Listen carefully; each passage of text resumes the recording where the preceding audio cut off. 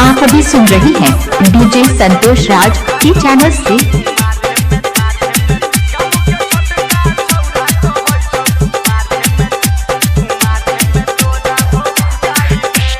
कैले तू इज्जत नास गे छौरी देले सब जनाई गे। कैले तू इज्जत नास गे छौरी देले सब जनाई गे। गामू के छोटका छौरा कहै छौ कुमार में तोरा भौ जाई गे। गामू के छोटका छौरा कहै छौ कुमार में तोरा भौ जाई गे। कैले तू इज्जत नास गे छौरी देले सब जनाई गे।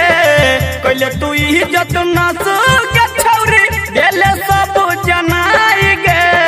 गामू के छोटका छौरा कहै छौ कुमार में तोरा भौ जाई गे। छोटका छोटका छौरा कहै छौ कुमार में तोरा भौ जाई गे। डीजे संतोष राज, डीजे संतोष राज, डीजे संतोष राज, डीजे संतोष। पोछी पुनर्वास, पोछी पुनर्वास, पोछी पुनर्वास, पोछी पुनर्वास।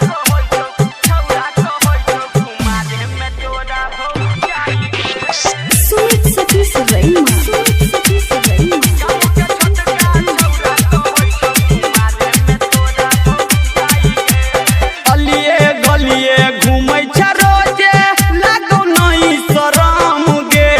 देह तोहर अब सुखल जाइ छौ करे छ कोन करम गे। मन में तोरा मैल बैठल छौ अपने से करे छ बड़ाई गे।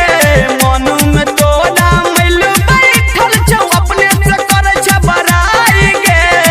छोटका छोटका छौरा कहै छौ कुमार में तोरा भौ जाई गे।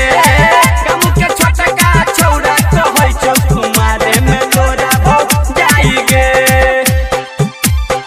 गामू के छोटका छौरा कहै छौ। डीजे संतोष राज, डीजे संतोष राज, डीजे संतोष राज, डीजे संतोष। पोछी पुनर्वास, पोछी पुनर्वास, पोछी पुनर्वास।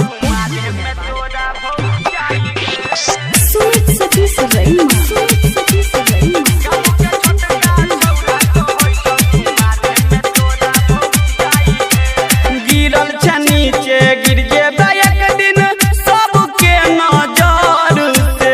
मिलतौ न कोनो उपाय गे छौरी भाग जेबे तू घर से।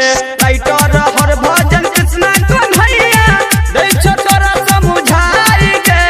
राइटर हर भजन सुधीर सहरिया दै छ तोरा समझाई गे। गामू के छोटका छौरा कहै छौ कुमार में तोरा भौ। डीजे संतोष राज, डीजे संतोष राज, डीजे संतोष राज। पोछी पुनर्वास, पोछी पुनर्वास, पोछी